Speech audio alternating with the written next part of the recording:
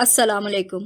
हमतन गोश में खुश आमदीद। तमाम नए आने वाले दोस्तों से गुजारिश है कि हमारे चैनल हमतन गोश को लाइक, शेयर और सब्सक्राइब करें और साथ ही बेल आइकन को प्रेस कर दें ताकि हर नई आने वाली वीडियो का नोटिफिकेशन आपको बर वक्त मिल सके। और कमेंट बॉक्स में अपनी कीमती आरा से ज़रूर आगाह कीजिएगा। शुक्रिया।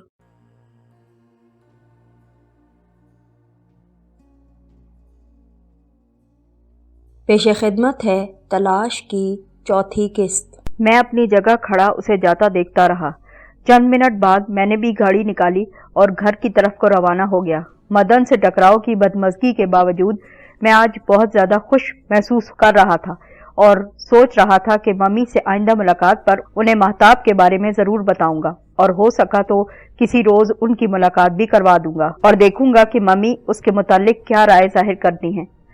मुझे यकीन था कि वो भी उसे बेहद पसंद करेंगी। अगले दिन मदन कॉलेज नहीं आया था। उसकी दरखास्त आई थी।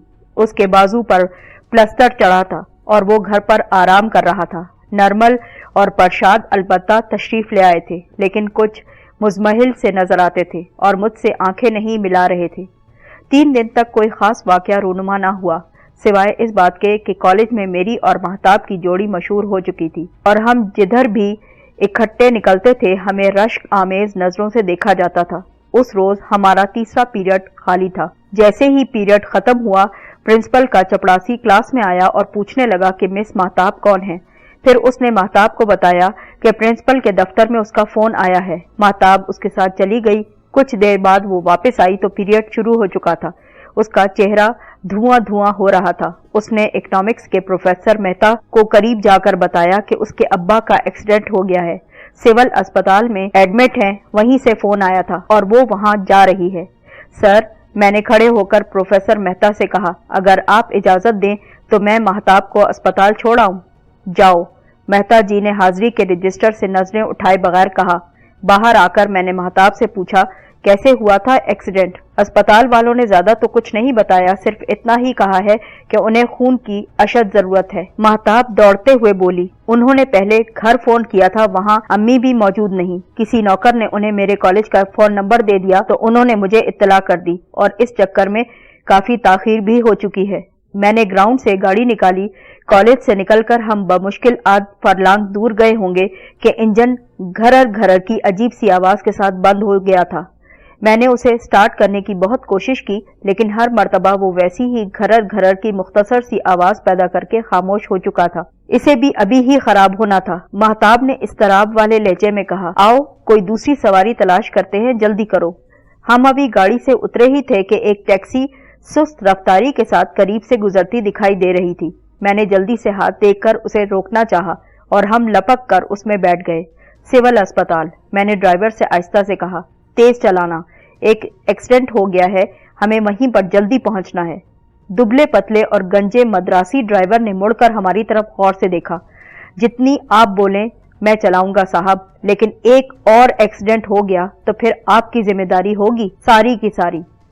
उसने एक्सीलेटर दबाया और गाड़ी फर्राटे भरने लगी। मैं उस वक्त चौंका जब मैंने देखा कि ड्राइवर ने गाड़ी स्टीवर्ट रोड की तरफ मोड़ने के बजाय मुजाफात की तरफ जाने वाली सड़क पर डाल दी थी। तुम स्टीवर्ट रोड की तरफ से क्यों नहीं चल रहे जनाब? मैंने उससे सवाल किया। आपको नहीं मालूम साहब, गांधी चौक में कल से सड़क की मुरम्मत का काम जारी है, हमें ऊपर से घूमकर आना पड़ेगा, ड्राइवर ने सादगी से जवाब दिया। कई मिनट तजब्जुब के आलम में गुजर गए। मेरी छठी हिस्स मुझे किसी खतरे से खबरदार कर रही थी, लेकिन मैंने फैसले पर पहुंचने में जरा ताखीर कर दी। जब ड्राइवर एक और सही रास्ते को छोड़कर बदस्तूर सुनसान सड़क पर गाड़ी भगाता रहा तो मैंने उसकी गर्दन पर हाथ डाल दिया। गाड़ी रोक लो वरना गर्दन तोड़ दूंगा, याद रखो। मैंने उसकी पतली सी गर्दन के मनके पर अंगूठे से दबाव डालते हुए कहा। बहुत अच्छा साहब, बहुत अच्छा, उसने सआदतमंदी से कहा। मुझे नहीं मालूम था कि उसकी सआदतमंदी की वजह यह थी कि उसी वक्त एक और कार हमारे उकब में रुक चुकी थी। मैंने उसके दरवाजे खुलने और बंद होने की आवाजें सुनकर तेजी से मुड़कर देखा। उसका अगला बम्पर टैक्सी के पिछले बम्पर से तकरीबन मिला हुआ था और 4 आदमी उससे उतरकर टैक्सी के दरवाजे के करीब भी पहुंच चुके थे। मैंने ड्राइवर की गंजी चिंदिया पर घूंसा रसीद किया और वो कराह कर स्टीयरिंग पर सर रखकर साकित हो गया था। ऐन उसी लम्हे पिछला दायां दरवाजा खुला और साथ ही میں نے महताब की चीख गौर से सुनी। किसी ने उसे बेदर्दी से बाहर घसीट लिया था। मैंने अपनी तरफ का दरवाजा खोलकर बाहर कदम रखा ही था कि मेरे सर पर किसी ठोस और वजनी चीज से एक जोरदार जरब पड़ी और मेरा जहन तारीकी में डूब चुका था। जब मेरी आंख खुली तो मेरे सर के पिछले हिस्से में बहुत ज्यादा टीसें उठती महसूस हो रही थी। कई मर्तबा सर झटकने के बाद मेरी आंखों के सामने फैली हुई धुंध छट चुकी थी, लेकिन सर का दर्द कुछ ज्यादा ही बढ़ गया था।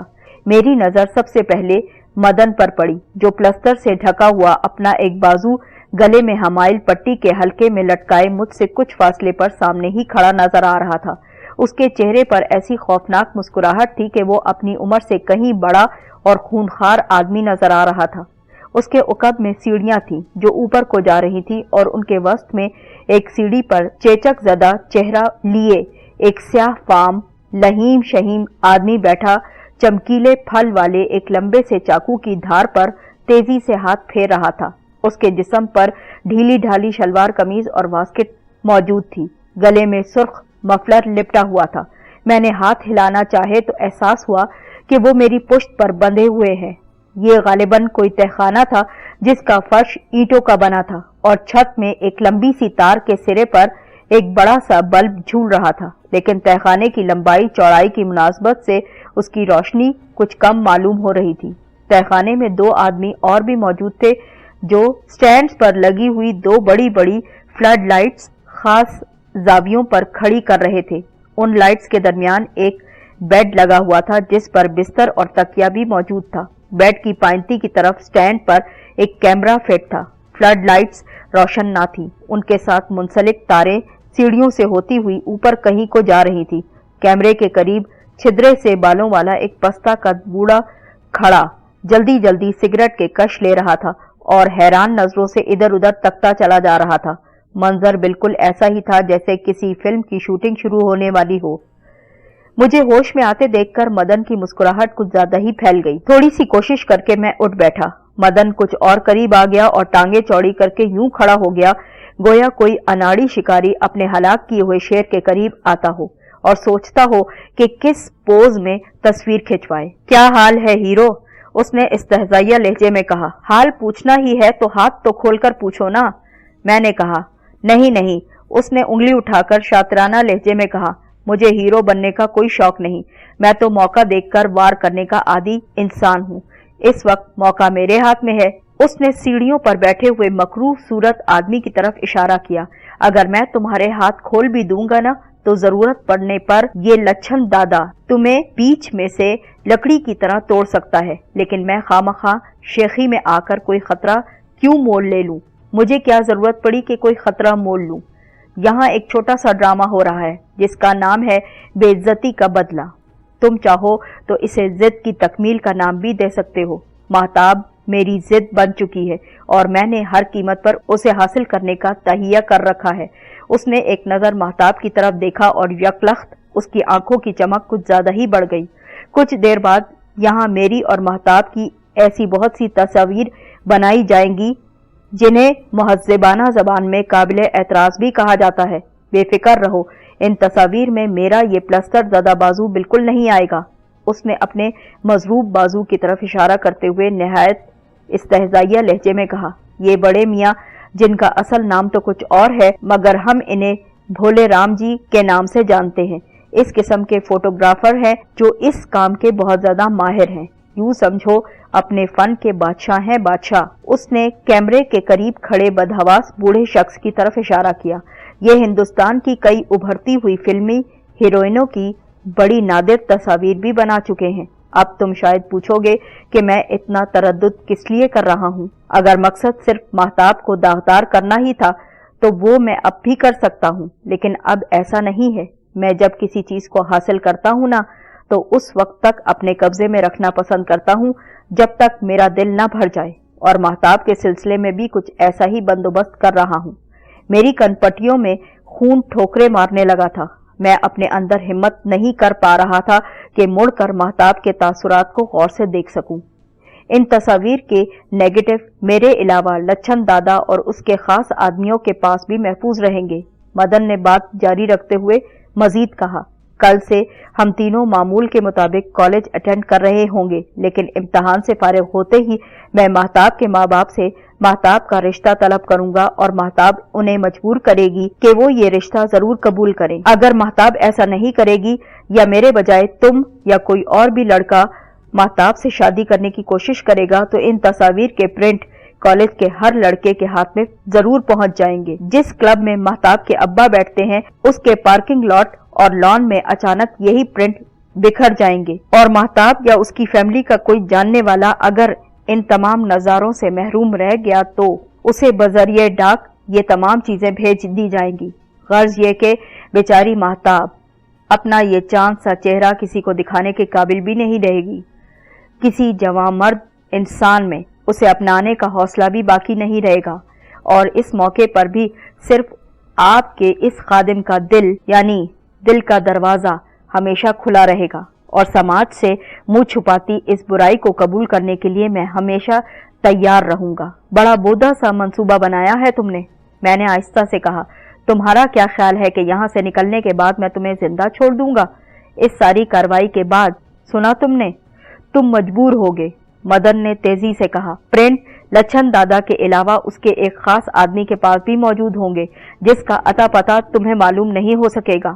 اگر مجھے کوئی گزن پہنچی تب بھی پرنٹ اسی طرح پھیلیں گے جیسے پہلے پھیلے تھے۔ اگر تم مجھے یا پھر بالفرض کسی طرح بھی لچھن دادا کو بھی مار ڈالو تب بھی یہی ہوگا۔ اس لیے امید ہے کہ تم مہتاب کی نیک نامی کے لیے ہیرو بننے کی کوئی کوشش نہیں کرو گے، کیونکہ اس سے فائدے کی بجائے ناقابل تلافی نقصان اٹھانا پڑے گا، نہ صرف تمہیں بلکہ ہم سب کو۔ منصوبے میں ایک جھول اور بھی ہے، میں نے آہستہ سے کہا۔ آخر تمہیں لچھن دادا پر اتنا اعتماد کیوں ہے؟ پرنٹ اس کے قبضے میں ہوں گے، اس بات کی کیا گارنٹی ہے کہ کل کو یہ تمہیں بلیک میل نہیں کر سکے گا؟ سیڑھیوں پر بیٹھا لچھن دادا غرایا، لیکن مدن نے گویا میری کم عقلی پر کہکا لگاتے ہوئے اسے خاموش رہنے کا اشارہ بھی کر دیا۔ تم بات نہیں سمجھ رہے نا، وہ بولا۔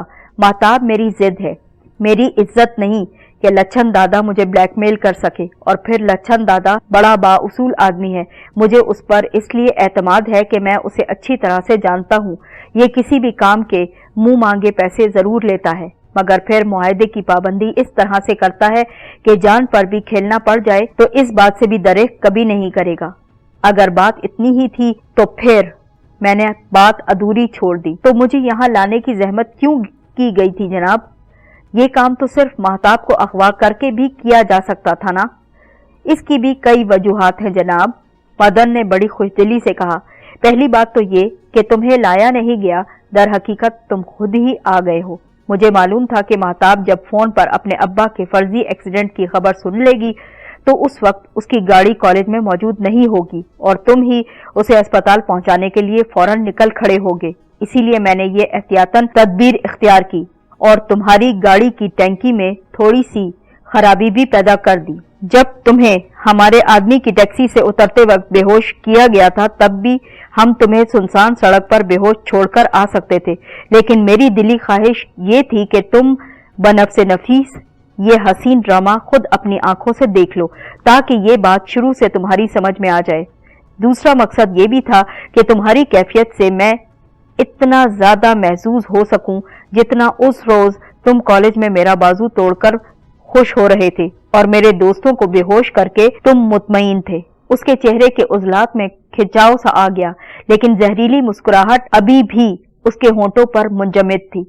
یہ ساری باتیں مجھے اب بھی بہت زیادہ بچکانہ محسوس ہوتی ہیں جناب، میں نے گہری سنجیدگی سے کہا۔ مجھے تم 14 سال کے ایسے ناسمجھ لڑکے محسوس ہو رہے ہو جس کا دماغ بہرام ڈاکو کے کارنامے پڑھ پڑھ کر کچھ زیادہ ہی خراب ہو گیا ہو۔ سب سے زیادہ حیرت تو مجھے اس بات پر ہے کہ تم سب سے زیادہ انحصار اس لچھن دادا پر کرتے ہو اور اسی کے برتے پر اچھل رہے ہو، جو مجھے شکل سے ہی پکا خبیث آدمی نظر آتا ہے، کرائے کا بدماش۔ میں نے لچھن دادا کو 3-4 ننگی ننگی گالیاں بھی دے دی، جن کا رد عمل وہی ہوا جو میں چاہتا تھا۔ لچھن دادا چوٹ کھائے اژدہے کی طرح تڑپ کر اپنی جگہ سے تیزی سے اچھلا اور سیڑھیوں سے کود کر پھنکارتا ہوا میری طرف لپکا۔ اس کا چیچک زدہ سیاہ چہرہ شدت غضب سے بالکل ہی مسخ ہو کر رہ گیا تھا، اور سرخ سرخ آنکھوں سے اب تو گویا جیسے خون ہی ٹپکتا محسوس ہو رہا تھا۔ چاقو پر اس کی گرفت مضبوط ہو چکی تھی۔ میں اچھل کر اٹھ کھڑا ہوا۔ میرے لیے اتنا ہی بہت غنیمت تھا کہ میری ٹانگیں بندشوں سے آزاد تھیں۔ اگر اسے معلوم ہوتا کہ میں در حقیقت جوڈو کراٹے کا ماہر ہوں اور میرے لیے اپنی ٹانگیں بازوؤں سے بھی زیادہ اہم ہیں تو انہیں بھی ضرور بندھوا دیتا۔ لچھن دادا، اس کے قریب مت جانا، میں نے کہا، اس کے قریب مت جاؤ۔ مگر لچھن دادا ایک روایتی بدماش تھا جسے اپنے آپ پر بہت زیادہ زوم محسوس ہوتا تھا۔ میری مغلظات سن کر وہ بالکل رک نہیں سکا تھا۔ قریب پہنچ کر اس نے اپنی دانست میں میری آنتیں نکال دینے کے لیے چاقو سے وار کیا۔ میں عین اسی وقت اس کے سامنے سے ہٹا جب چاقو کی نوک میرے پیٹ سے 2 انچ دور رہ گئی تھی۔ چاقو کا پھل پختہ دیوار سے جا ٹکرایا اور کچھ پلستر اکھڑ کر زمین پر جا گرا۔ لچھن بگڑے ہاتھی کی طرح ذرا سا لڑکھڑایا۔ میں ایڑی کے بل تیزی سے گھوما اور میری لات اس کی پشت پر جا پڑی۔ اس کا سر توپ کے گولے کی طرح دیوار سے ٹکرایا۔ آدمی سخت جان تھا ورنہ وہیں ڈھیر ہو جاتا۔ اس نے سیدھا ہونے کی کوشش کی لیکن اس سے پہلے میری دوسری لات اس کے منہ پر جا پڑی تھی۔ اس کا مسخ شدہ چہرہ اور زیادہ مسخ ہو چکا تھا۔ ایک خوفناک ڈکراہٹ کے ساتھ اس نے غصے میں اندھے ہو کر ہوا میں دوبارہ سے ہاتھ لہرائے۔ چاقو اس کے ہاتھ سے گر چکا تھا اور اسے میں نے ٹھوکر کے ساتھ تہخانے کے اس حصے میں پہنچا دیا تھا جدھر روشنی بہت زیادہ کم تھی۔ اسی لمحے میری نظر بروقت مدن پر جا پڑی جو ریوالور نکال چکا تھا لیکن بائیں ہاتھ سے اسے نشانہ لینے میں بہت زیادہ دقت محسوس ہو رہی تھی۔ میں چھلانگ لگا کر اس کے قریب جا پہنچا اور اس کے سینے پر ایک لات رسید کر دی۔ وہ پچھلی دیوار سے ٹکرا کر اوندھے منہ گر پڑا اور اپنے پلستر زدہ بازو کو تھام کر زور زور سے چیخنے لگا۔ ریوالور اس کے ہاتھ سے نکل چکا تھا لیکن اس کے قریب ہی پڑا تھا، تاہم اپنی تکلیف میں اسے اس بات کا ہوش بھی نہ رہا تھا۔ لچھن دادا میرے قریب آ پہنچا تھا۔ اس کا چہرہ خون میں چھپ چکا تھا اور وہ اب بھی اپنے زوم میں موجود تھا اور کسی طرح مجھے تیزی سے پکڑ لینا چاہتا تھا۔ اگر وہ مجھے زور سے پکڑ لیتا تو شاید واقعی کچھ کر بھی گزرتا۔ ایڑی کے بل گھوم کر میں نے ایک بار پھر چاقی داؤ آزمایا اور وہ اس تناور درخت کی طرح فرش پر آ رہا تھا جس کی جڑیں طوفان سے اکھاڑ دی گئی ہوں۔ عین اسی لمحے میں نے دیکھا کہ وہ 2 نوجوان جو سٹینڈز پر لگی ہوئی لائٹس درست کر رہے تھے ان میں سے ایک مدن پر سے پھلانگ کر سیڑھیوں کی طرف بھاگا چلا جا رہا ہوں۔ وہ غالباً تہخانے سے نکل کر دروازہ باہر سے مقفل کرنا چاہتا تھا یا پھر اوپر سے کوئی کمک لینے جا رہا تھا۔ میں لپک کر اس کا پیچھا کرنے کے لیے پہنچا۔ جب وہ تیسری سیڑھی پر قدم رکھ چکا تھا اس کی ٹانگ میں ٹانگ پھنسا کر میں نے اسے زور سے پیچھے کھینچنا چاہا۔ وہ اوندھے منہ سیڑھیوں پر گر پڑا اور درد سے بلبلایا۔ میں نے اس کی کنپٹی پر ہلکی سی ٹھوکر رسید کی اور وہ نیچے فرش پر آ گرا اور وہیں پر ساکت ہو گیا۔ دوسرا نوجوان سٹینڈ سمیت ایک فلڈ لائٹ اٹھا کر میرے سر پر آن پہنچا تھا لیکن اس نے غالباً دوسروں کے انجام سے کچھ سبق حاصل کر لیا تھا اور اندھا دھند مجھ پر وار کرنا شروع نہیں کیا تھا۔ ہم ایک دوسرے کے سامنے نیم دائرے میں گھومنے لگے تھے۔ دفتن اس نے گرز کی طرح لائٹ کو گھمانا چاہا۔ میں پیچھے کو لیٹ کر دیوار سے جا لگا اور لائٹ سیڑھیوں سے ٹکرا کر چکناچور ہو گئی۔ نوجوان نے لائٹ وہیں پھینک دی۔ اس کی نظر اچانک مدن کے ریوالور پر جا پڑی۔ وہ ریوالور کی طرف تیزی سے لپکا اور جلد بازی میں مار کھا گیا۔ میری ٹھوکر اس کی ناف پر جا پڑی۔ وہ ہوا میں کئی فٹ اوپر اچھلا اور ایک کربناک چیخ کے ساتھ فرش پر دوبارہ آ رہا تھا۔ میں اسے بے ہوش کرنے کے لیے کنپٹی پر ٹھوکر والا طریقہ آزمانا چاہتا تھا جو کہ میں نے آزما لیا۔ میں نے دیکھا کہ مدن کا کانپتا ہوا ہاتھ ریوالور کی طرف رینگتا چلا جا رہا ہے۔ اس کے قریب پہنچ کر میں نے ہاتھ پر ایڑی سے معمولی سی ضرب لگائی۔ اس نے کراہ کے ساتھ ہاتھ پیچھے کھینچنا چاہا۔ میں نے ریوالور کو بھی ٹھوکر مار کر تہخانے کی پرلی دیوار کے پاس پہنچا دیا تھا۔ دفتن مجھے احساس ہوا کہ بوڑھا فوٹوگرافر نظر نہیں آ رہا۔ میں نے اس کی تلاش میں نظر دوڑائی تو بیڈ کے نیچے مجھے اس کے جوتے حرکت کرتے دکھائی دینے لگے۔ باہر آ جاؤ۔ میں نے بیڈ کے قریب پہنچ کر اس کے پیروں پر ہلکی سی ٹھوکر مارتے ہوئے حکم دیا۔ وہ مشکل تمام وہ رینگتا ہوا بیڈ کے نیچے سے نکل آیا۔ صورتحال اگر کچھ اور ہوتی تو شاید میں اس کی شکل دیکھ کر ہنسے بغیر نہ رہ سکتا تھا، لیکن اس وقت میری حصے مزاح میرے جسم میں پھوٹتے پسینے کے ساتھ بہہ گئی تھی۔ زندہ رہنا چاہتے ہو؟ میں نے اسے گھورتے ہوئے سوال کیا۔ اس کے نرخرے میں حرکت پیدا ہوئی اور اس نے باقاعدہ اونچی آواز کے ساتھ थूक निगलते हुए असबाक में सर हिलाना चाहा। उसकी धुंधली धुंधली आंखें फैल कर कप के पेंदे जितनी हो चली थी। इधर कहीं फर्श पर चाकू पड़ा है, जल्दी उसे ढूंढ लो, जल्दी। मैंने आंखों से तहखाने के अंधेरे गोशे की तरफ इशारा करके उसे हुक्म देना चाहा। मैं तुम्हारे पीछे हूँ, कोई गलत हरकत की ना तो फिर तुम तो मेरी सिर्फ और सिर्फ एक ठोकर की मार हो, याद रखना तुम। वो डगमगाते कदमों से अंधेरे गोशे की तरफ तेजी से बढ़ा। मैं उसके पीछे पीछे ही था। चाकू के फल की झिलमिलाहट ने बूढ़े से पहले मुझे अपनी तरफ मुतवज्जो कर लिया। वो पड़ा है, मैंने कहा। उसे उठाओ और चल कर लड़की की बंदिशें फौरन काट दो। मैं एक बार फिर तंबीह कर रहा था कि कोई चालाकी दिखाने की कोशिश नहीं करोगे, वरना पछताने की मोहलत भी तुम्हें नहीं मिल सकेगी। मैं महज एहतियातन उसे खबरदार करता चला जा रहा था, वरना उसकी हालत ऐसी ना थी कि वो कोई चालाकी दिखा सकता। उसके मुख्तसर से जिस्म पर कुछ ज्यादा ही लर्जा तारी हो चुका था। चाकू उठाकर वो महताब के करीब आया, जिसका चेहरा दहशत से पीला पड़ा हुआ था, लेकिन अब उसकी आंखों में जिंदगी की चमक दोबारा से लौट आई थी। बूढ़ा घुटनों के बल बैठकर उसकी रस्सियां तेजी से काटने लगा। मेरी नजर उसके हाथों की हरकत पर पड़ी थी। अब भी वो हाथ उसी तरह कांप रहे थे कि मुझे खदशा महसूस होने लगा कि वो रस्सी के बजाय महताब के हाथों की कोई रग ही ना काट डाले। संभल कर काटो, मैंने उसे नर्म लहजे में तंबीह की। हाथ खुलते ही महताब उठ खड़ी हुई और अपनी कलाइयों को तेजी से मसलने लगी। नाजुक जिल्द पर रस्सियों ने गहरे सुर्ख निशान डाल दिए थे। महताब, बूढ़े से चाकू ले लो और जल्दी से मेरी रस्सियां भी काट दो।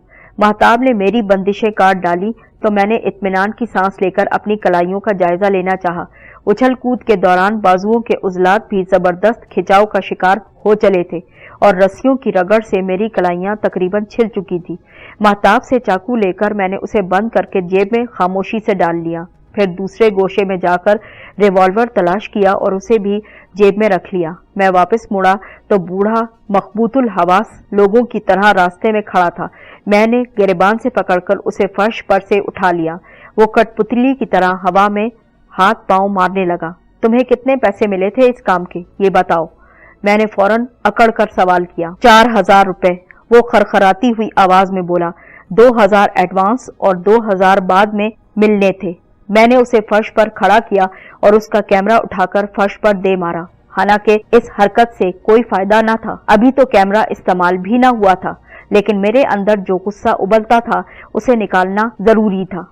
मदन ने अगर बात मेरी जात तक महदूद रखी होती तो शायद मेरी ये कैफियत आज ना होती, लेकिन उसने महताब पर हाथ डालने के लिए जो घटिया और गलीज मंसूबा बनाया था, उस पर मेरा दिल तो यही चाहता था कि तहखाने में मौजूद तमाम अफराद के सर एड़ियों से कुचल डालूं, ताकि ये जहरीले सांप आइंदा माशरे में रेंगने के काबिल तक ना रहे। लेकिन मेरी अकल सरे दस्त मुझे कत्ल और खूनरेजी से दामन बचाए रखने पर मजबूर कर रही थी। इसलिए मैंने हर मुमकिन कोशिश की थी कि मेरे किसी वार से कोई मरने ना पाए, सिर्फ वक्ती तौर पर नाकारा हो जाए तो बेहतर रहेगा।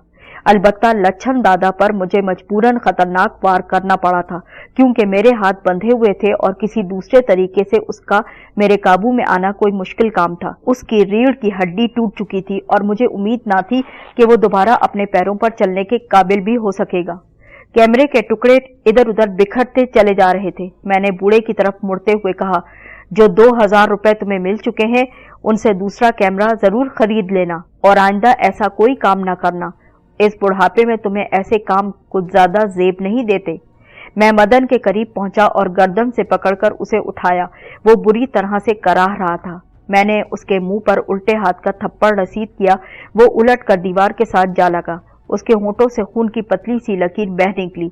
ये दूसरा और आखिरी मौका है कि मैं तुम्हें जिंदा छोड़ रहा हूँ, खारिश ज़दा कुत्ते, याद रखना तुम। मैंने अपने सीने में भड़कती हुई आग को बमुश्किल दबाते हुए कहा, लेकिन आइंदा तुमने ऐसी जुर्रत की तो मैं नताइज की परवाह किए बगैर कम से कम तुम्हारा पत्ता तो जरूर साफ कर दूंगा, याद रखना तुम।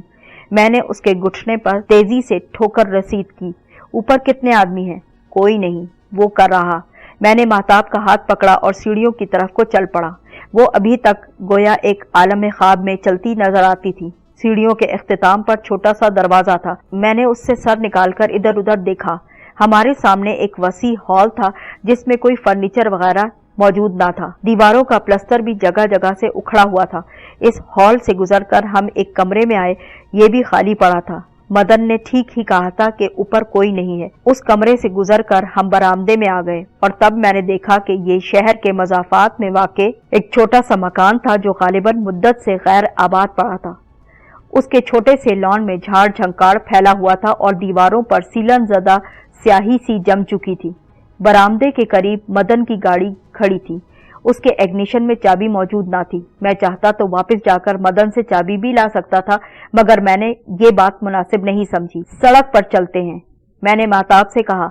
मेरा ख्याल है इस इलाके से शहर के लिए हमें कोई न कोई बस जरूर मिल जाएगी। मंसूर, महताब ने मेरा हाथ थामकर चलते हुए कहा। मुझे अब भी यकीन नहीं आ रहा कि हम इस तमाम मुसीबत से आराम से निकल आए हैं। उसके हाथ में अब भी हल्की सी लर्जिश मौजूद थी। अब तो यकीन कर लो डियर, मैंने उसकी तरफ देखकर मुस्कुराते हुए कहा। मैंने उसे पहली मर्तबा डियर कहा था। उसके रुखसार पर जिंदगी के गुलाब एक बार फिर खिल उठे थे, जो मुझे बहुत अच्छे महसूस हो रहे थे। चंद कदम चलकर वो जैसे कुछ सोचकर वसीले लहजे में बोली, मैं अब्बू से कहकर इस खबीस मदन को मजा जरूर चखाऊंगी। नहीं, मैंने आहिस्तगी से कहा, सारा मसला तो यही है कि मैं इस मामले की हवा भी किसी को लगने नहीं देना चाहता। बात खामखा फैल कर बतंगड़ बन जाती है और तुम्हें तो मालूम है कि हमारे माशरे में बाज औकात अफवाहों से लड़कियों का मुस्तकबिल बिल्कुल तबाह बर्बाद हो जाया करता है। मदन एक ऐसा ही शख्स है। मदन में अगर जरा सी भी अकल होगी तो आइंदा वो कोई ऐसी हिमाकत करने की भी कोशिश नहीं करेगा। मैं तो इस कॉलेज में आकर फंस गई हूं ना। महताब ने अपना स्कार्फ दुरुस्त करते हुए कहा। मैं अब संजीदगी से सोच रही हूँ कि किसी और कॉलेज में दाखिला ले लूं। अगर तुम इस कॉलेज में ना आई होती ना तो मुझसे तुम्हारी मुलाकात क्यों कर होती। मैंने भी आहिस्तगी से कहा, मुलाकातें अगर आसमान पर लिख दी गई हों तो वो होकर ही रहती हैं जनाब। मकामात की तब्दीली से कोई फर्क नहीं पड़ता। वो मुस्कुराकर कहने लगी, बड़ा फलसफा बोला जा रहा है। मैंने आहिस्तगी से उसका हाथ दबाया। फलसफा नहीं, ये तो हकीकत है, हकीकत, उसने शर्मीली मुस्कुराहट के साथ कहा। फिर यकलख्त संजीदा होते हुए बोली, वो बात बीच में रह गई ना। मुझे वाकई मदन से खौफ आने लगा है। वो एक आसेब की तरह मेरे पीछे पड़ चुका है। आज मेरे हाथों उसका और उसके किराए के बदमाशों का हशर देखने के बाद भी तुम्हें उससे खौफ आता है। मैंने उससे सवाल किया। उसका मामला तुम मुझ पर छोड़ दो, तुम अब मेरी जिम्मेदारी हो। क्या समझी तुम? अभी से? वो शरारत से मुस्कुराई। अभी तो तुम मेरे अब्बू से भी नहीं मिले, आज ही मिल लेंगे। अब तो सिचुएशन भी क्लियर हो गई। मैंने कहा, ये तो ठीक है। उसने मुस्कुराहट के साथ अस्बात में सर हिला दिया। हम अब मेन रोड पर आ पहुंचे थे। सूरज ढलने लगा था। मैंने सड़क पर खड़े होकर इंतजार करने के बजाय चलते रहना बेहतर समझा। कुछ देर बाद हमने पीछे से आती किसी गाड़ी की आवाज सुन ली। हमने मुड़कर देखा, वो कोई अंग्रेज जोड़ा था। मैंने फौरन लिफ्ट के लिए इशारा दे दिया। अंग्रेज ने कार रोक ली। लिफ्ट लेकर रास्ते में हम अंग्रेज जोड़े से झूठी सच्ची बातें करते डेविलियन रोड तक आ पहुंचे और शुक्रिया अदा करके वहीं पर उतर गए। वहां से महताब के घर का फासला 1 फरलांग का था। कुछ देर बाद मैं महताब की रहनुमाई में जिस बंगले में दाखिल हुआ वो ज्यादा तवीलो अरीस तो न था, लेकिन खूबसूरत जरूर था। लॉन पर एक उधेड़ उम्र आदमी छड़ी लिए बेचैनी से इधर उधर टहलता नजर आ रहा था। ये गालिबन महताब के अब्बू थे। हालांकि अभी सर्दी मुकम्मल तौर पर नहीं आई थी, लेकिन उन्होंने 3 पीस सूट पहन रखा था जो उन पर बहुत ज्यादा जच रहा था। सर पर तुर्की टोपी मौजूद थी और नाक पर मोटे मोटे अदसों की कमानीदार ऐनक। तकरीबन उन्हीं की उम्र की एक और सजी समरी दरमियाना कद खातून, जिनके जिस्म पर एक कामदार साड़ी बड़े सलीके से लिपटी हुई थी, उनके कदम से कदम मिलाकर टहलने की कोशिश कर रही थी। वो दोनों तेज तेज लहजे में कोई बात कर रहे थे। महताब हम पर नजर पड़ते ही वो बेताबी से चिल्लाए और फिर दोनों हमारी तरफ लपके। दोनों ने बैक वक्त महताब को लिपटा लिया। तुम कहाँ थी बेटी अब तक? बड़े मियाँ ने ऐनक संभालते हुए कहा। ड्राइवर तुम्हें लेने गया तो तुम्हारी एक क्लास फेलो ने बताया कि तुम्हें फोन। हाँ अब्बू, न जाने किन बदमाशों ने मेरे लिए ये जाल बिछाया था। महताब बोली। वो तो शुक्र है कि मंसूर मुझे अपनी गाड़ी में छोड़ने चल पड़े थे। रास्ते में 4 बदमाशों ने मुझे अगवा करने की कोशिश की, लेकिन मंसूर ने उन सब को मार भगाया। मंसूर मेरे क्लास फेलो हैं, उसने मेरी तरफ इशारा करके कहा, और ये मेरे अब्बू। नवाबजादा सिराज अली खान। ओह, तो अब दिन दहाड़े भी ऐसी गुंडागर्दी होने लगी। कौन थे वो लोग? मैं उन्हें छठी का दूध याद दिला दूंगा। नवाबजादा सिराज अली खान ने मेरी तरफ तवज्जो दिए बगैर हवा में छड़ी लहराते हुए गुस्से से कहा, ये जरूर उस कमबख्त फिरोज खान की शरारत ही होगी। वो अब इन तरीकों से मेरी दौलत हथियाएगा। मैं तो सौतेला होने के बावजूद उसका लिहाज करता हूँ, उसे हमेशा भाइयों जितनी इज्जत देता हूँ। लेकिन तकरीर बाद में करते रहिएगा ना। बेगम सिराज ने नागवारी से मुदाखलत करनी चाहिए। बच्चे हलकान हो रहे हैं, जरा देखो तो, जरा से मुंह निकले हुए हैं। चलो अंदर चलो, जल्दी करो। अरे हाँ भाई हाँ। सिराज साहब ने मेरी तरफ मुसाफे के लिए पहले छड़ी और फिर चौंक कर उसे बगल में दबाकर हाथ बढ़ाना चाहा। क्या नाम बताया था बेटी इनका आपने? उन्होंने महताब से पूछा। मंसूर। महताब ने मेरी तरफ देखकर हल्की सी मुस्कुराहट के साथ कहा, हाँ तो मंसूर मियाँ, बहुत बहुत शुक्रिया। भाई, इस बात का शुक्रिया कि तुमने हमारी जान के लिए अपनी बेटी को, मेरा मतलब है हमारी बेटी को, अपनी जान खतरे में डालकर बचा लिया। आजकल कौन किसी के लिए इतनी तकलीफ बर्दाश्त करता है? कौन? फिर तकरीर। बेगम सिराज ने आंखें निकाली। तुम्हें तो जौहरी के बजाय लीडर होना चाहिए, लीडर। वो हमें अंदर ले आई, मुलाजमा को ईरानी कहवा लाने का हुक्म दिया और इत्मीनान से बैठने के बाद सारा किस्सा पूछा। महताब ने काफी तरामीम के बाद नामालूम गुंडों की कोशिश और मेरी बहादुरी का किस्सा सुना डाला, जिसके दौरान सिराज साहब बार बार लुकमा देते रहे कि ये उस बदमाश फिरोज के अलावा किसी की हरकत नहीं हो सकती, और उनकी बेगम बार बार उनकी तरतीब करके उन्हें चुप करवाती रहीं। उनकी दलील ये थी कि फिरोज खान के पास तो शराब का आधा खरीदने के लिए 10 रुपए भी नहीं होंगे, वो किराए के बदमाशों की खिदमत कैसे हासिल कर सकता था। मैं तो पुलिस को इत्तला देने वाला था जनाब। महताब के खामोश होने पर सिराज साहब बोले, एसपी सरेंद्र नाथ मेरा लंगोटिया यार है, शहर के सारे बदमाशों को लाइन हाजिर करवा देता। इसी बात को सुनने के बाद मैं तो कहती हूँ, चलो जो कुछ हुआ सो हुआ, लेकिन अल्लाह ताला ने करम ये किया कि इस बच्चे को फरिश्ता रहमत बनाकर महताब के साथ भेज दिया। बेगम सिराज झुरझुरी लेते हुए बोली। फिर वो मेरे और मेरे घर के मुतालिक कुरेद कर सवालात करने लगी। मैंने उन्हें बताया कि मेरे वालिद साहब का मेरे बचपन में इंतकाल हो चुका। वालदा दस्तकारी का एक इदारा चलाती हैं, जिसका मालिक कोई और है।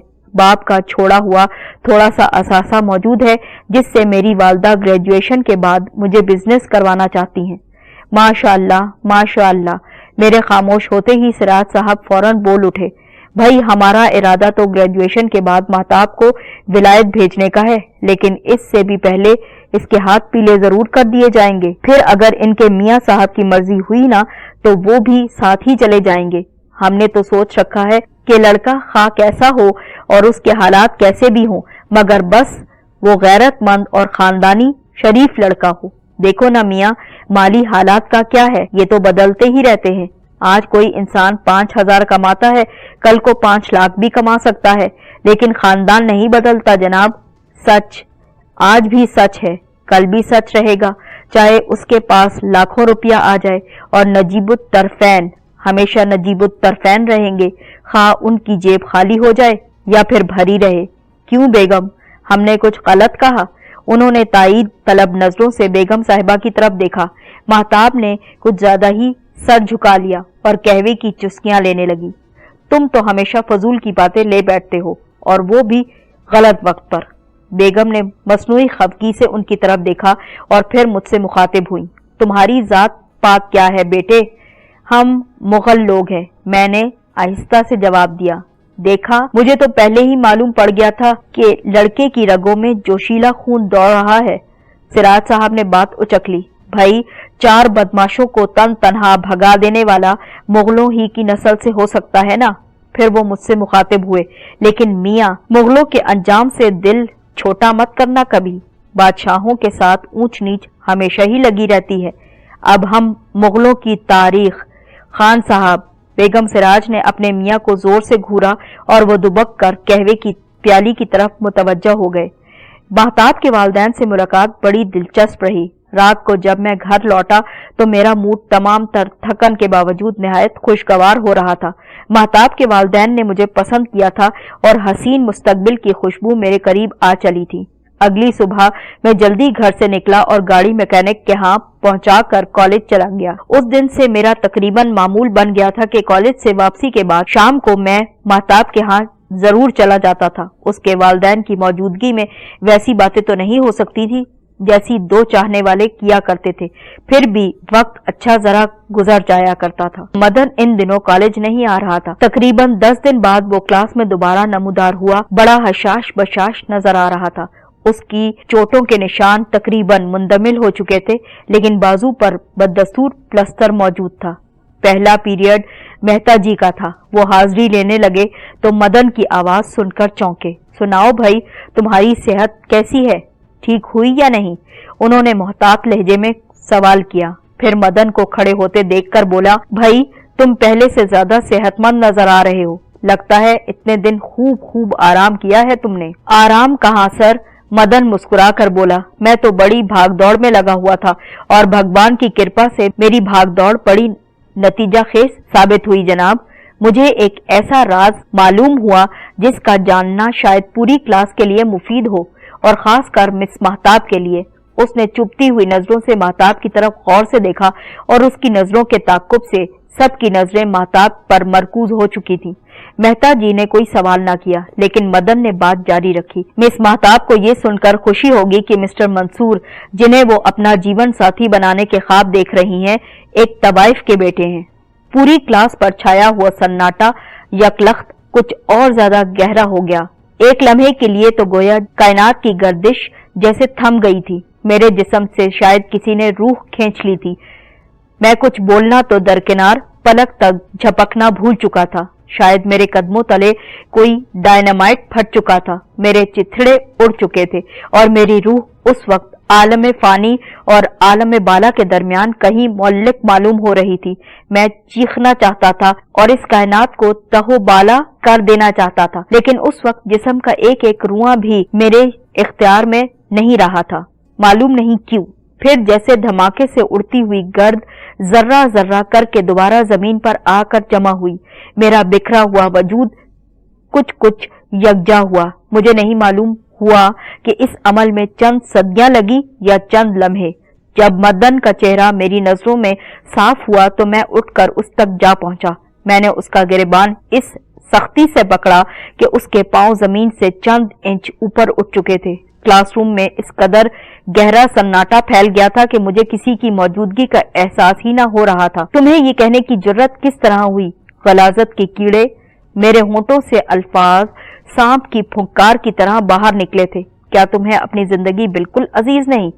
मुझे मार कर तुम हकीकत को तो नहीं बदल सकते ना मंसूर, मदन ने घुटी घुटी आवाज में कहा।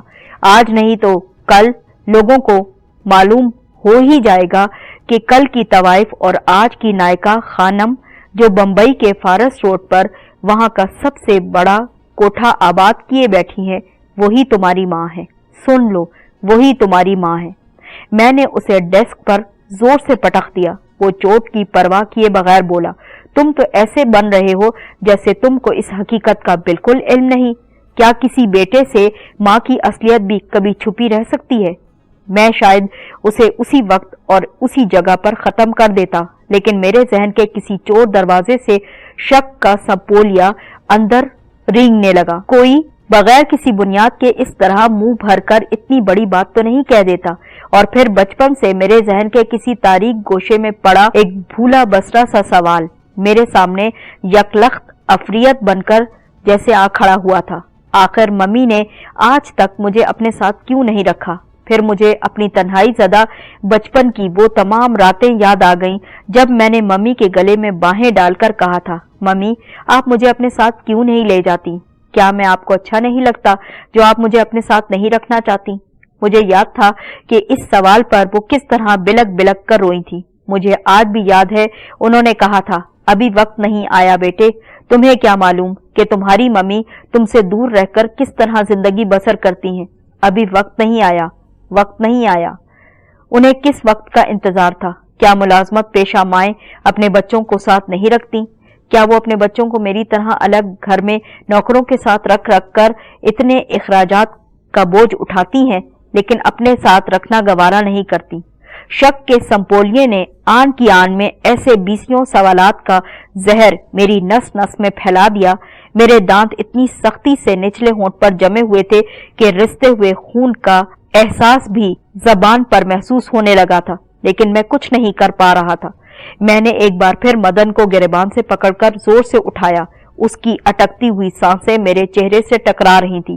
سنو مدن، میں نے اپنی روح کی تمام تر بچی کچی توانائیاں جمع کر کے بیٹھی بیٹھی سی آواز میں کہا، اگر یہ بات غلط ہوئی تو یاد رکھنا کہ میں اسی جگہ تمہیں ذبح کر کے تمہاری لاش کا ریشہ ریشہ الگ کر دوں گا. اگر یہ بات جھوٹ ہوئی تو میں خود ہی اپنی گردن اتار کر تمہارے ہاتھ میں دے دوں گا. مدن نے اپنا گریبان چھڑوانے کی کوشش کی اور آہستہ سے کہا، اور اگر درست ہوئی تو یہاں واپس مت آنا. کس منہ سے آؤ گے؟ میں نے اسے ڈیسک پر دوبارہ پٹخا اور تیزی سے باہر نکل گیا. میں نے اپنے عقب میں مہتاب کی آواز سنی، لیکن وہ آواز مجھے بہت دور سے آتی محسوس ہو رہی تھی. ہزاروں بدروحوں کے کہکے میرا تعاقب کرتے چلے جا رہے تھے. ان میں مہتاب کی آواز کہیں دب کر رہ گئی تھی. طوفانی ہوا کے تھپیڑے مجھے دھکیلے چلے جا رہے تھے. گراؤنڈ میں پہنچ کر میں نے گاڑی نکالی. اب نہ جانے کیوں یکلخت ہی میرے ذہن اور دل پر گہرا سناٹا چھا گیا تھا. ماحول پر بھی گویا موت کا سا سکوت طاری تھا. گراؤنڈ میں درختوں پر اکا دکا پرندوں کی آوازیں مجھے قبرستان سے بلند ہونے والے نوحوں سے مشابہ محسوس ہو رہی تھی. گیٹ پر پہنچ کر ایک لمحے کے لیے گاڑی روک کر میں نے پیچھے دیکھا. ستونوں والے برآمدے پر ایک برجی میں نصب گھڑیال کسی بیضوی چہرے والے افریت کی طرح جھانکتا نظر آ رہا تھا. میں نے کالج کی پروقار عمارت پر ایک الوداعی نظر ڈالی. میں اپنی متاع حیات، اپنی محبت یہاں چھوڑے جا رہا تھا. کون کہہ سکتا تھا کہ میں واپس بھی آ سکوں گا یا نہیں. برآمدے میں نے ایک بھاگتی ہوئی لڑکی کی جھلک ضرور دیکھی. شاید وہ مہتاب ہی تھی. میں نے گاڑی تیزی سے آگے بڑھا دی. میں اس کا سامنا کرنا نہیں چاہتا تھا. مجھ میں جرأت ہی کہاں تھی اس کا سامنا کرنے کی. پونا سے بمبئی کا فاصلہ تقریباً 100 میل تھا.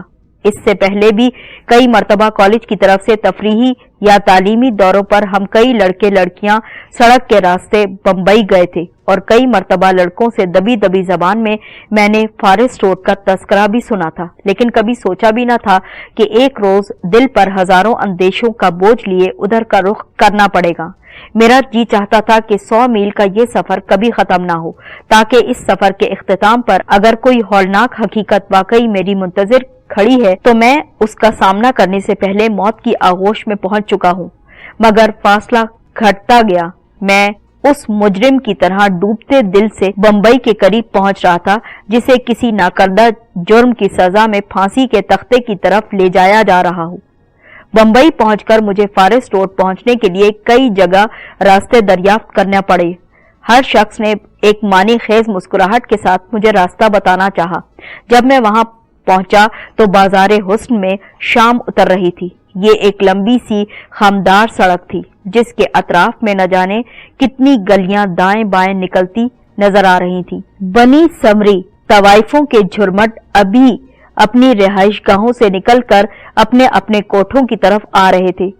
اکثر کوٹھوں کے دروازے کھلے تھے اور سازندے ابھی اپنے ساز درست کرنے میں مصروف تھے. کہیں کہیں سے طبلے کی ادھوری تھپ تھپ یا ہارمونیم کی کسی زخمی کراہ کی طرح ابھرتی ہوئی آواز کہیں سے ابھرتی اور کہیں سے معدوم ہوتی معلوم ہو رہی تھی.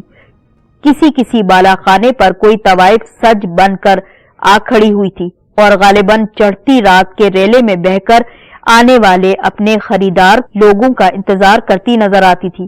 پان، سگریٹ اور خوشبویات کی دکانوں والے اپنی دکانوں کو آخری رنگ دینے میں مصروف تھے. یہاں کی دکانیں بھی شاید طوائف والوں کی دکانیں تھیں. ان کے مالکوں نے شام ڈھلے ان کی تزئین و آرائش شروع کر ڈالی تھی. پھولوں کے گجرے والے قدم قدم پر کھڑے نظر آتے تھے اور ہر آنے والے کو روک روک کر پھول دینے کی کوشش کرتے تھے. بازار میں خاصی چہل پہل نظر آ رہی تھی اور مجھے گاڑی چلانے میں خاصی دقت محسوس ہو رہی تھی. ایک چھوٹی سی گلی میں نے کئی گاڑیاں کھڑی دیکھی تو اپنی گاڑی کو بھی انہی گاڑیوں کے ساتھ کھڑا کر دیا اور پھر پیدل چلنے لگا. تب عجیب و غریب حلیوں کے انسان میرا تعاقب کرنے لگے تھے. ان میں کوئی ناٹا تھا، کوئی لمبا، کوئی مجمول اور کوئی खूब गठा हुआ, कोई स्याह फाम था और कोई खूब गोरा चिट्टा, कोई दाढ़ी मूछ से बेनियाज और कोई घनी मूछों वाला। किसी की बाछों से पान की पीक बहती नजर आती थी तो किसी की आंख चढ़ी हुई थी। कोई तन कर चल रहा था तो किसी के कदम लड़खड़ा रहे थे। लेकिन एक बात उन सब में मुश्तरक नजर आती थी और वो ये कि सब बैठी बैठी सी आवाज में सरगोशियां कर रहे थे। कभी एक मेरे करीब आता और बज़ाहिर लाताल्लुकी से मेरे साथ साथ चलते हुए कहता, मियां नवाबजादे मेरे साथ तशरीफ लाइए, रक्स मुलाहिजा फरमाना हो चाहे शब्बाशी का इरादा हो, बंदा आपको फिरदौस अर्जी में ले चलेगा। फिदवी का दावा है कि आप दुनिया को भूल जाएंगे, दुनिया को। मैं उसे घूर कर देखता तो वो वहीं रुक कर चला जाता और दूसरा मेरे साथ मेरे हम कदम चलना शुरू कर देता। साहिबजादे मेरे साथ चलिए, आपको 15 साल की उस अछूती छैल छबीली बांकी नार के रूबरू ले चलूंगा ना, जिसके हुस्ने बलाखेज ने पूरी बंबई में तहलका मचा दिया है, जिसके दरवाजे पर फिल्म वालों की कतारें लगी रहती हैं, मगर वो कहती है फिल्म वाले मुझे क्या देंगे, 2-4 लाख रुपए माहवार, इसके अलावा क्या। मेरे तो एक जलवे एक एक अदा की कीमत लाखों से ऊपर है, लाखों से। मैं आपसे सच कहता हूँ, वो सिर्फ आप जैसे खूबरू नौजवान नवाबजादों की कदरदान है। याद रखिएगा मेरी बात को। मेरा जी चाहा कि चीख कर उससे कहूं, मैं नवाबजादा नहीं हूं, मैं तो शायद एक तवाइबजादा हूं, मगर मेरे हलक से आवाज ही ना निकल सकी। वो मेरी खामोशी से मायूस होकर पीछे रह गया तो एक और मेरे शाना बशाना चलने लगा। आपको गालिबन नीलम बाई अंबाली वाली की तलाश है? हाँ साहब हाँ, वो तो है ही नीलम का टुकड़ा।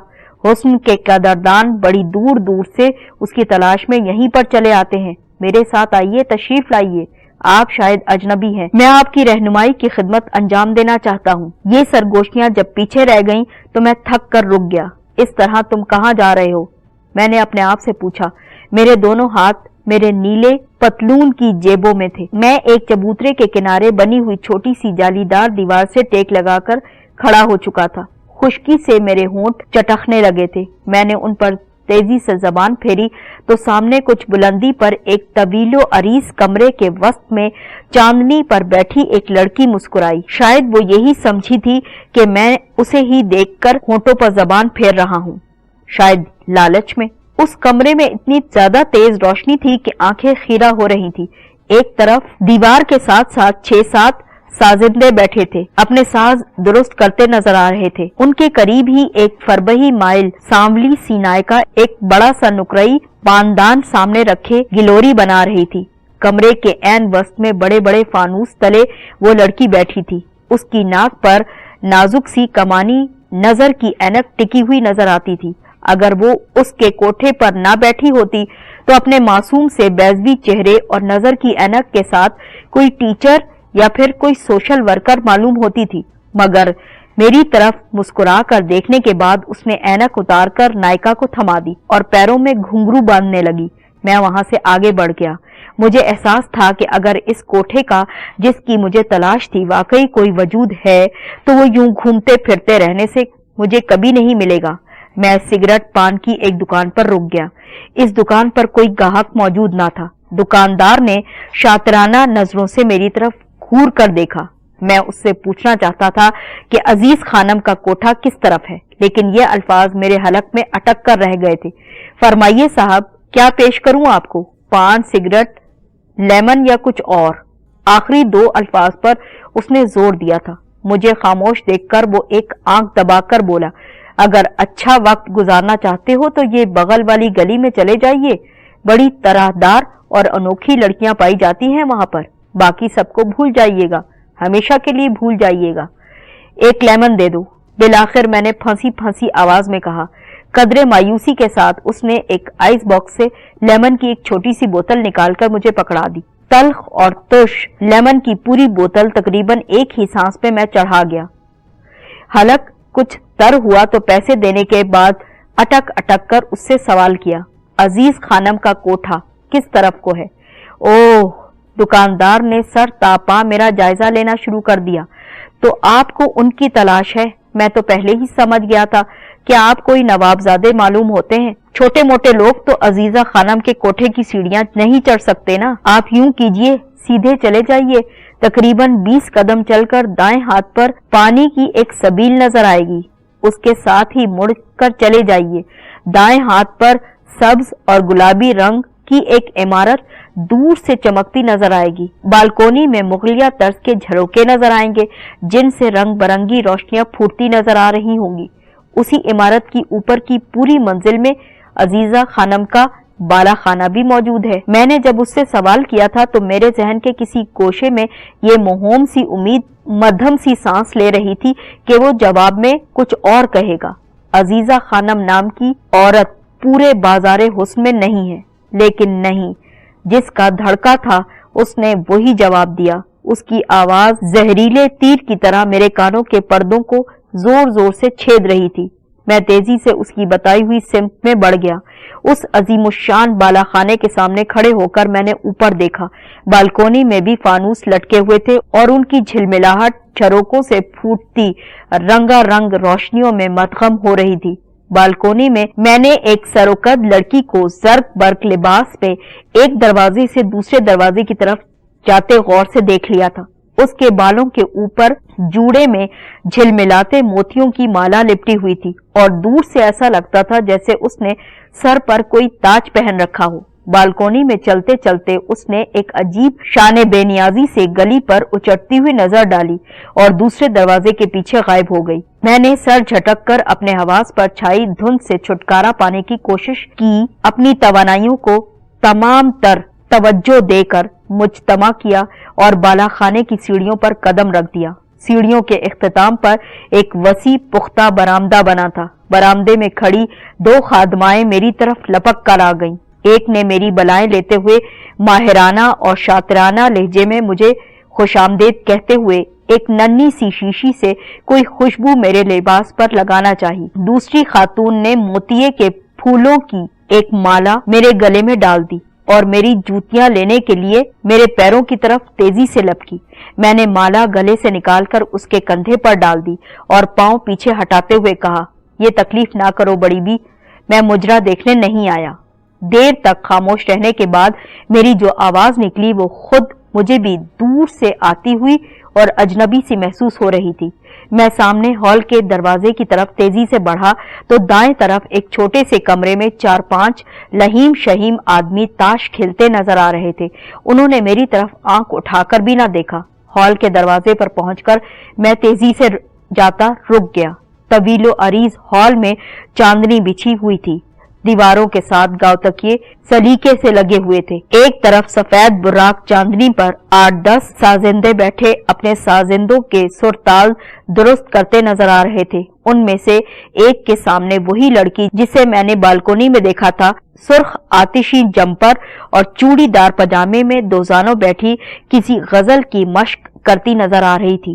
دیوار کے ساتھ 2 اور بھی نوعمر لڑکیاں ایک کتاب کھولے بیٹھی تھی اور آپس میں کچھ بحث کرتی نظر آ رہی تھی۔ یکلخت ساز خاموش ہوئے اور اس کے ساتھ ہی باتوں کی بھنبھناہٹ بھی ختم ہوئی۔ ایک لمحے کے لیے گویا کائنات خاموش ہو گئی۔ وہ لڑکی جو غزل کی مشق کرتی نظر آ رہی تھی وہ تیزی سے اٹھی اور فرشی سلام کرتے ہوئے بولی، تشریف لائیے سرکار، تشریف لے آئیے۔ عزیزہ خانم کہاں ہیں؟ میرے حلق سے شاید کسی اور کی آواز نکلی۔ وہ آج تشریف نہیں لائیں، لڑکی نے مترنم آواز میں کہا۔ ان کی طبیعت کچھ ناساز ہے، گھر پر ہی آرام کر رہی ہیں۔ گھر کہاں ہے؟ میں نے اکھڑے اکھڑے لہجے میں سوال کیا۔ پچھواڑے ہی ہے جناب، لڑکی نے الجھن آمیز نظروں سے میرا جائزہ لیتے ہوئے کہا۔ اگر کوئی ضروری کام ہے تو پیغام بھجوا دیتے ہیں، آپ تشریف رکھیے، یہیں پر بیٹھ جائیے، مجھے گھر پہنچوا دیجیے، میں ان کے لیے ایک ضروری پیغام لے کر آیا ہوں۔ اس بازار میں گھستے ہی مجھے مصلحت کوشی اور دروغ گوئی بھی آ چکی تھی۔ بی مغلانی، اس لڑکی نے بآواز کسی کو پکارا۔ میرے عقب سے وہی بڑھیا لپکی ہوئی چلی آئی جس نے میرے کپڑوں پر خوشبو لگائی تھی۔ انہیں خانم کے پاس لے جاؤ، لڑکی نے اسے حکم دیا۔ بڑھیا نے مجھے پیچھے آنے کا اشارہ کر دیا۔ بالا خانے سے اتر کر ہم گلی میں نکل آئے۔ چند قدم چل کر بڑھیا دائیں طرف کو مڑ گئی اور ہم بالا خانے کے پچھواڑے میں آ گئے تھے۔ बुढ़िया एक ऐसे मकान की सीढ़ियां चढ़ने लगी जिसकी दीवारों का प्लास्टर कहीं कहीं से उखड़ा हुआ नजर आता था। सीढ़ियों के इख्तिताम पर मुनक्किश लकड़ी का एक बुलंद और मेहराबी दरवाजा बना था, जिसकी चौखट के साथ दाएं बाएं दो छोटे छोटे सतूनों पर पत्थर से तराशीदा दो शेर बैठे थे। खादिमा दरवाजा खोलकर अंदर दाखिल हुई। मैं उसके पीछे पीछे था। डेवड़ी से गुजरकर हम एक वसी लॉन में जा पहुंचे, जहां चारों तरफ कमरों के दरवाजे नजर आते थे। एक दरवाजा खुला था और उस पर पर्दे लहरा रहे थे, जिनसे दूधिया रोशनी छन छन कर दालान में आ रही थी। वो खानम की ख्वाबगाह है। बुढ़िया ने दूर ही से रुक कर इशारे से मुझे बताना चाहा, तुम दरवाजे पर दस्तक देना, अगर वो इजाजत दे दें तो अंदर चले जाना। वो वापस जाने के लिए मुड़ गई। मैंने आगे बढ़कर खुले दरवाजे पर दस्तक दी और दूसरे ही लम्हे मेरा दिल उछलकर हलक में आ गया था जब मैंने मम्मी की आवाज सुनी, कौन है? आ जाओ, अंदर आ जाओ। एक हाथ से पर्दा उठाकर मैंने अंदर कदम रखा।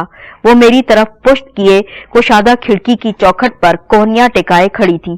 उनके जिस्म पर मिस्री औरतों का सा ढीला ढाला रेशमी लिबादा मौजूद था और सफेदी माइल सुनहरी बाल कंधों पर बिखरे हुए नजर आ रहे थे। उनकी कमर किसी अनजाने बोझ से झुकी हुई थी। बड़ी आहिस्तगी से वो मेरी तरफ मुड़ी और मेरा दिल यकलख्त कर्ब के अमीक समंदर में डूब चुका था।